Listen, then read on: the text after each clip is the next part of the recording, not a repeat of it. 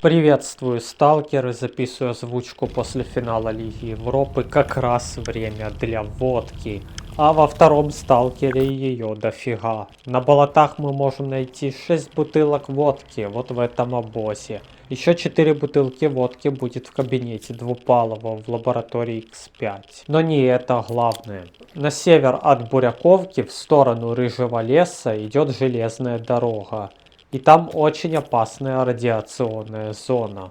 Поэтому прежде чем туда идти, прихватите с собой антирады. Нам предстоит очень опасная пробежка, но оно того стоит. Бежим на север от Буряковки по железной дороге, пока не увидим вот этот вагон. Забираемся в вагон, попутно юзая антирады. Придется, около 15 штук потратить, если не больше. Потому что там реально очень высокая доза радиации по пути хватается главным героем. А обходных путей никаких нет. Ну и да, как только доберемся до вагона, дальше него лучше не идти, потому что там по скрипту радиация моментально убивает и ничто от нее не спасет. Хотя в версии 1.0 какое-то расстояние после вагона еще можно было пройти, но только если на пояс был повешен артефакт «Странная вода». Итак, мы в вагоне и видим эту картину. Ящики с бутылками водки. Всего я насчитал 35 бутылок водки.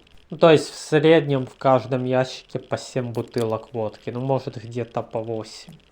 Символично, потому что вокруг поезда лютая радиация. И да, это большой вес, конечно же, столько бутылок водки. Там порядка 20 килограмм, поэтому это все утащить, это еще та задачка. Поэтому идем сюда с антирадами и налегке. Кто оставил тут эту водку, куда она направлялась, может быть к Сидорычу, может быть к бармену, неизвестно. Но мы можем вспомнить похожий эпизод с Тени Чернобыля. Там мы прибывали по сюжету в базу бандитов, где нужно было украсть ключик у Борова, убив его, соответственно. Да, тоже перестрелка, враги, какая-то опасность есть, но там мы все-таки прибывали по сюжету, и это место было найти легче, чем вот такую вот секретную пасхалочку в радиационной зоне. В арсенале бандитов было много крутых вещей, куча пушек, АКС, гадюка, еще комбинезон наемника валялся, бандита.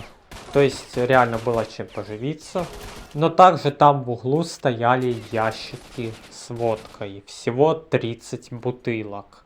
Ну что же, другого варианта тут не остается, как и 8 лет назад, просто забрасываем эту гадость гранатами. Кстати, можно даже и без гранат обойтись, если приловчиться, просто там взрывоопасные баллоны стоят, недалеко от этой водки. Я в детстве очень так круто забавлялся с этой водярой в арсенале бандитов, зашвыривал ее гранатами и смотрел, как эти бутылки водки летят то в одну, то в другую сторону. Но как и во втором сталкере, в Тени Чернобыля они не разбиваются, что, конечно же, нереалистично.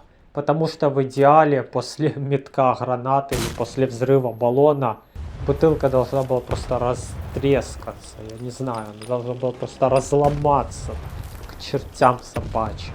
И то же самое должно было бы быть во втором сталкере, но, как вы видите, стрелял, а толку ноль. Бутылки водки остаются целыми. Это аномальная водка, это же зона отчуждения, поэтому это им можно объяснить.